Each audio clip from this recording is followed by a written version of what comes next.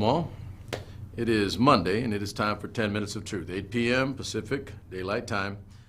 And Monday, kicking off another week and getting in the swing of things. Again, the whole point being is to give you a hard, nice, issue-oriented, topical item to kind of help you filter through the news and the noise that comes during the week from a variety of sources from literally all over the planet, right? Multimedia, social media, traditional media, and then just people just spitting stuff, you know, who knows where it's coming from, right? And as we head into, I think we're under 90 days now, under 90 days, I should be keeping track, but we're under 90 days until November 3rd, and the culmination of this really, really rapid moving, fast-paced election cycle. And let's just say it, you know, everybody says like this election is the most consequential of our lifetime. It's the most important race in history of our lifetime during the time that we've, you know, been in existence, living, doing our thing, right? And normally you say, yeah, you say that every 2 or 4 years. But I think no one will deny that at this point, regardless of what side you lean to in your tribal makeup, no question, this one's it. This is going to be it. One way or the other, we're moving somewhere quite literally distinct and unique from anywhere we've ever been in the past as a nation. And that's coming from an old U.S. history teacher. That's a fact. So news and noise going to be coming at you hard and heavy in droves, and it's going to be extremely difficult to separate the wheat from the chaff here, to get to the substance, to get to the meat and potatoes of what's important and what isn't. And you will be lied to, you'll be misled, you'll be prevaricated to. All of the cool, crazy words that basically just means you're not going to be told the truth. That's what's coming. So I'm staying focused, I'm staying disciplined.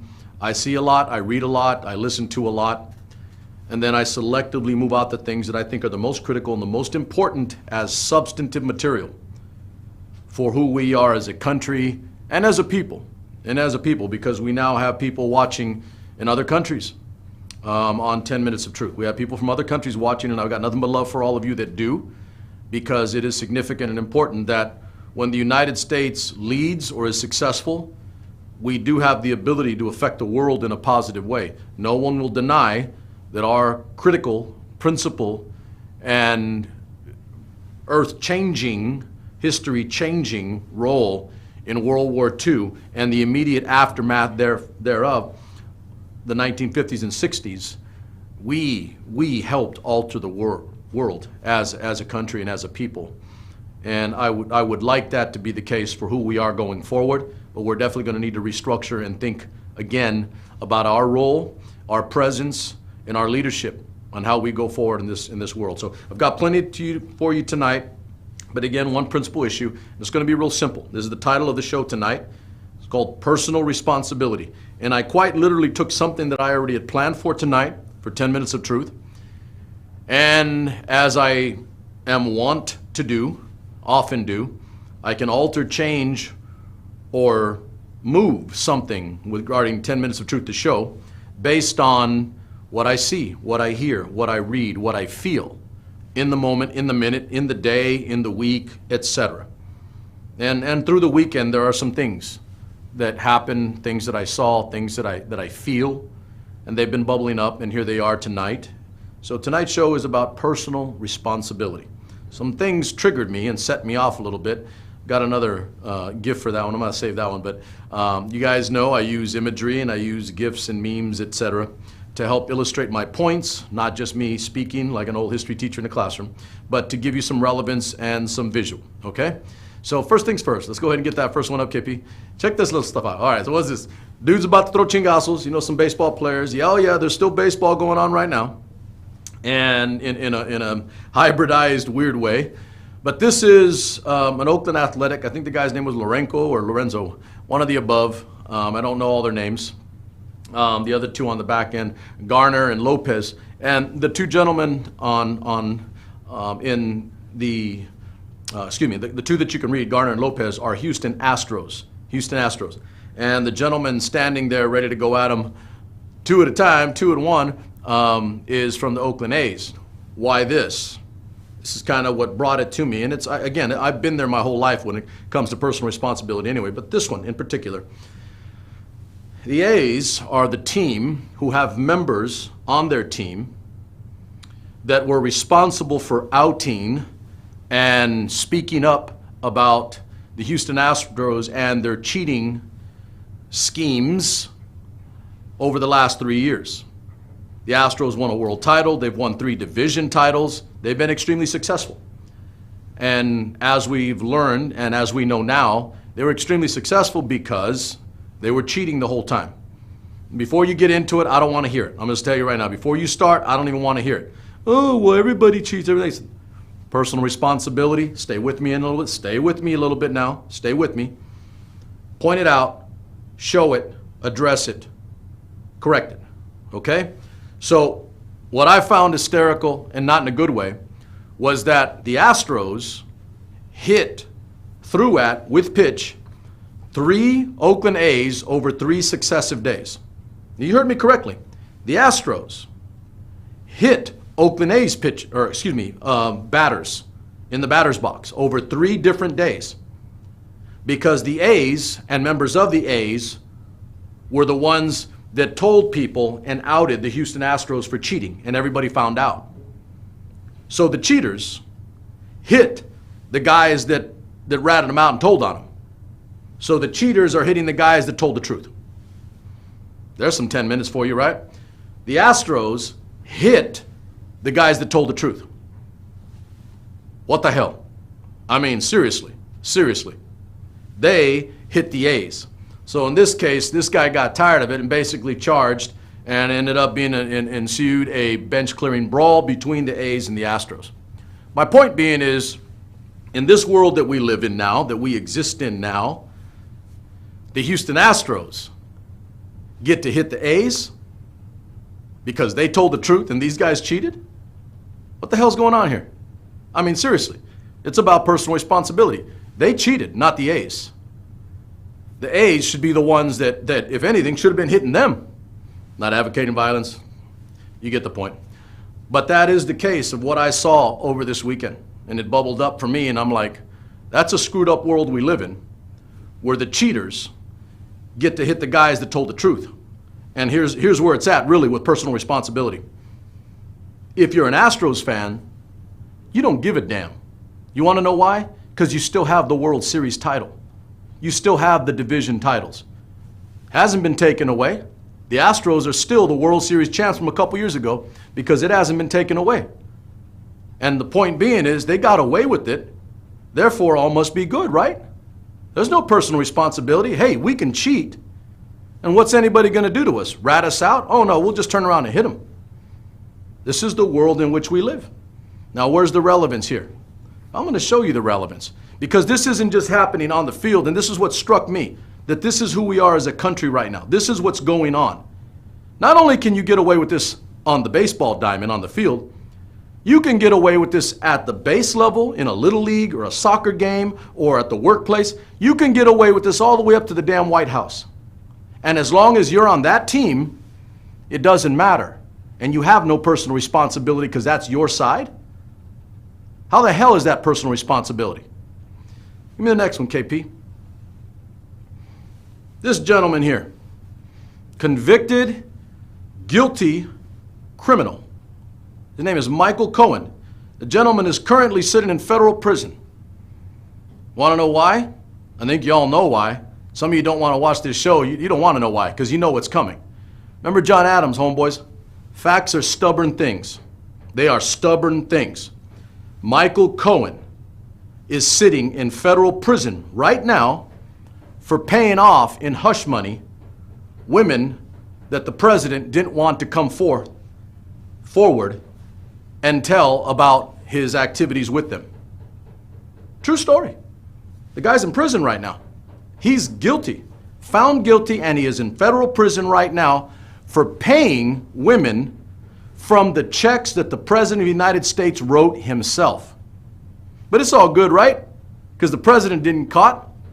OLC memo, Office of Legal Counsel. Oh, a sitting president cannot be indicted.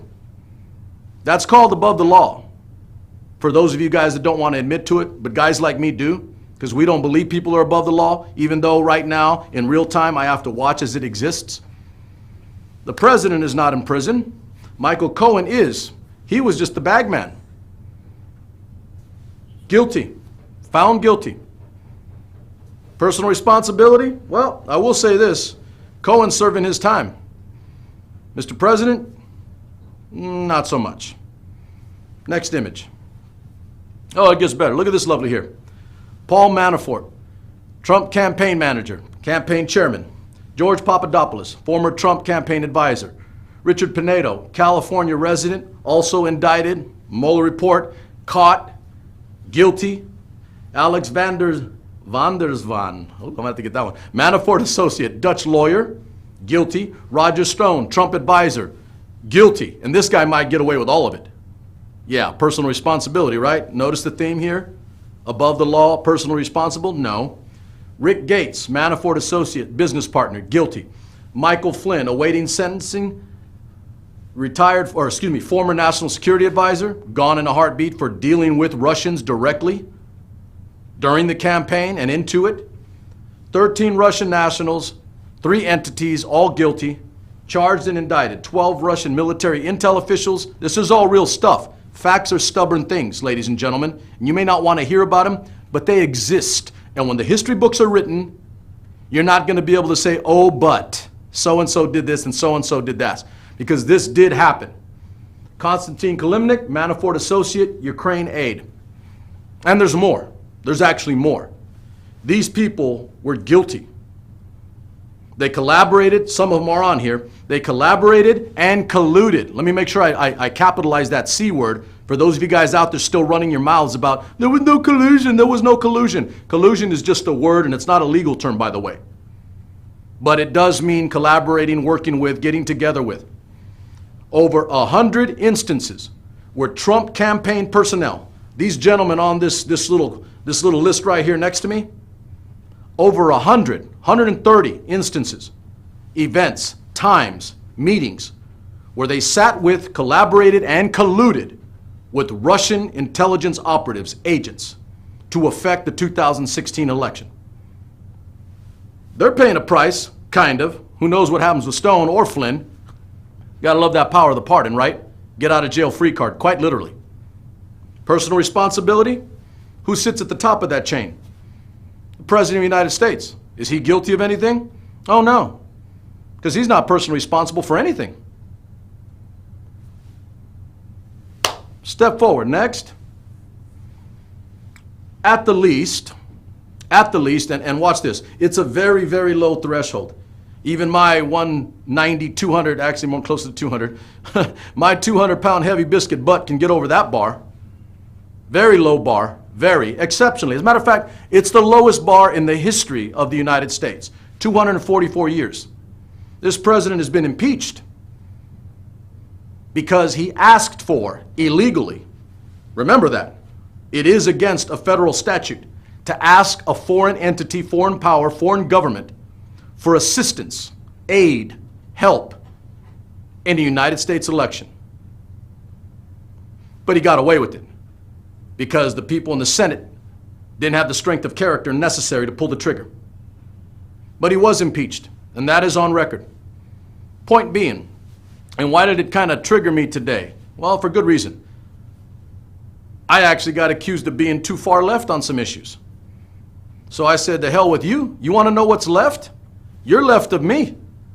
If you don't accept personal responsibility, which is something that when I first got out of the United States Army, I liked about the Republican Party. Not a lot of excuses, not a lot of games. They were strong on foreign policy, aggressive on military, and they were for fiscal responsibility, fiscal conservatism, and personal responsibility.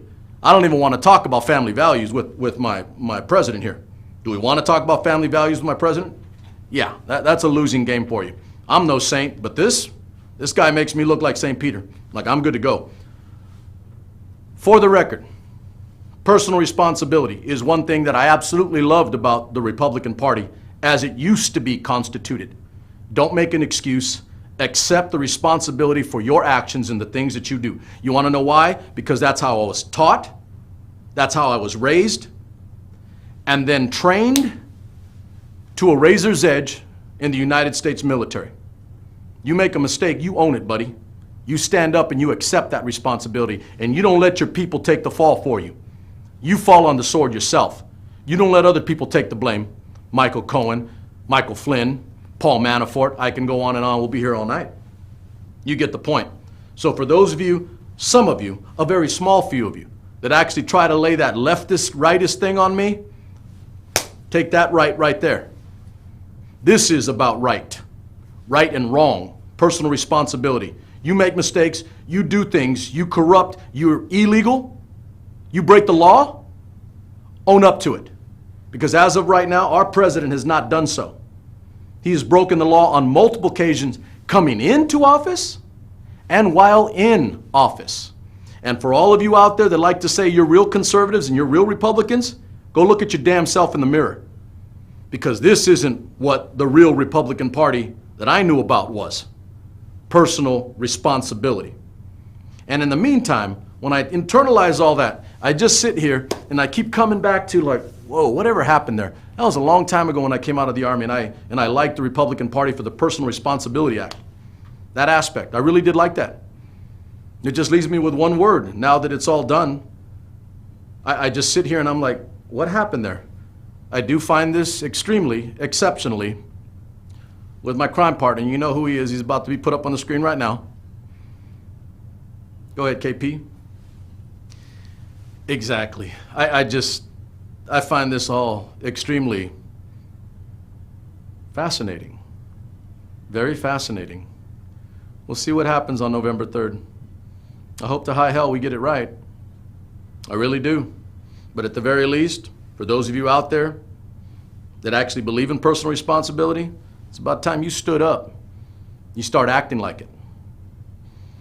That's my show. I'll see you next week.